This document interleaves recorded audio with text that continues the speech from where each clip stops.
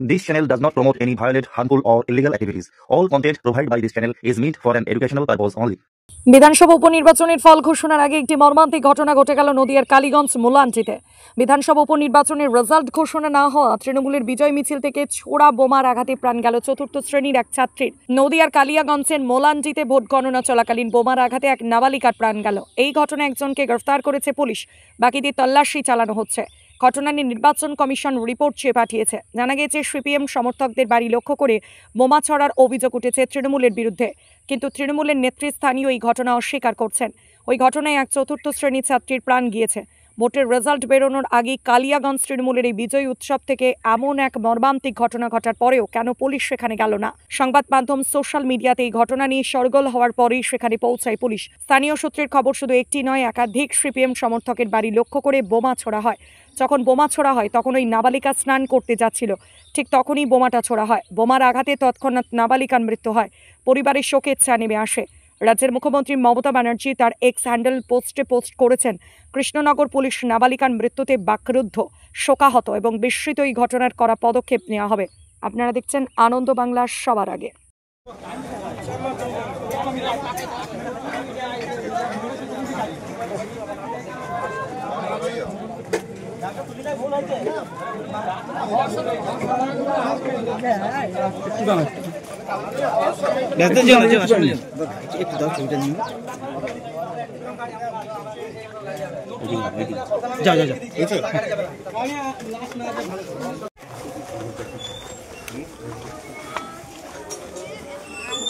এখানে কি হল?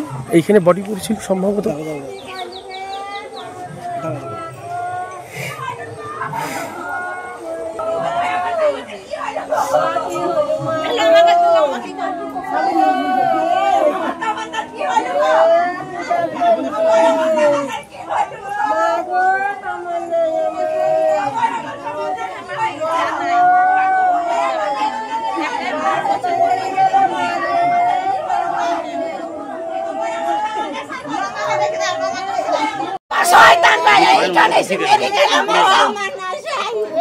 কারা মেরেছে? কারা? আমার ছেলেকে এখান থেকে মেরে গেল গো। এই লোক শোনাও। আমার ছেলেকে এখান থেকে মেরে গেল গো। কারা মেরেছে? কারা দিদি? কারা মেরেছে?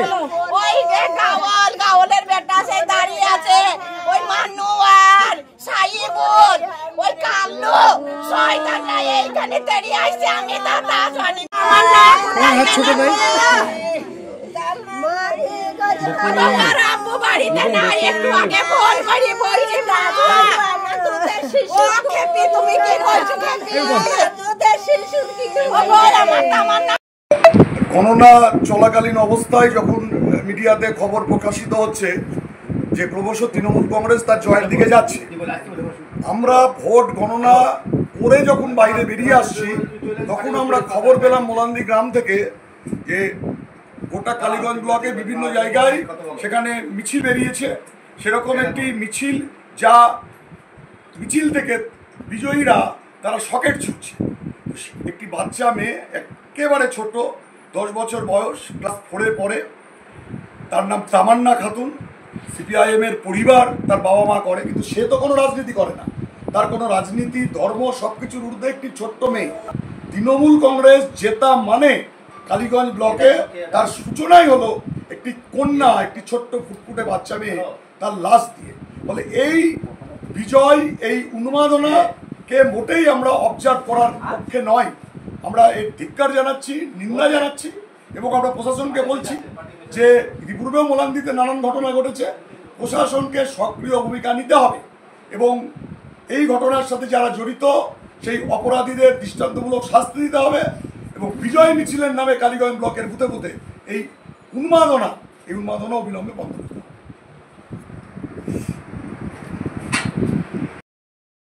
একটা অভিযোগ উঠে আসছে, তৃণমূলের বিজয় উল্লাস চলাকালীন সকেট বোমা লেগে একটা নাবালিকার মৃত্যু ঘটেছে, কি বলবেন? আমরা কিছুক্ষণ আগে ঘটনাটা জেনেছি, প্রশাসনকে নির্দেশ দিয়েছি, প্রশাসন তার মতো কাজ করছে এবং এই ঘটনার সাথে যারা যুক্ত তাদের যাতে কঠোর থেকে কঠোরতম শাস্তি হয় এবং তাদেরকে অবিলম্বে গ্রেপ্তার করা হয়, সেভাবে মানে একটা জয়ের উল্লাসে সকেট বোমা ফাটাবে এইরকম একটা অভিযোগ। দেখুন, জয়ের উল্লাস এখনো কোনো জায়গায় শুরু হয়েছে বলে আমাদের কাছে জানা নেই, কারণ এখন আমরা কাউন্টিং হলে সবাই এখানে অপেক্ষায় আছি। আমাদের প্রার্থী এখানে আছেন, তৃণমূল কংগ্রেসের সর্বস্তরের মানুষ এখানে আছেন। এখান থেকে প্রার্থী না নিয়ে কাকে নিয়ে জয়েন করছে, এটা ওটাটাই একটা মিথ্যা অভিযোগ। মানে এটা দলের কেউ না বলছেন? না, আমাদের কাছে দলের কেউ না। প্রশাসনকে কি বলবেন?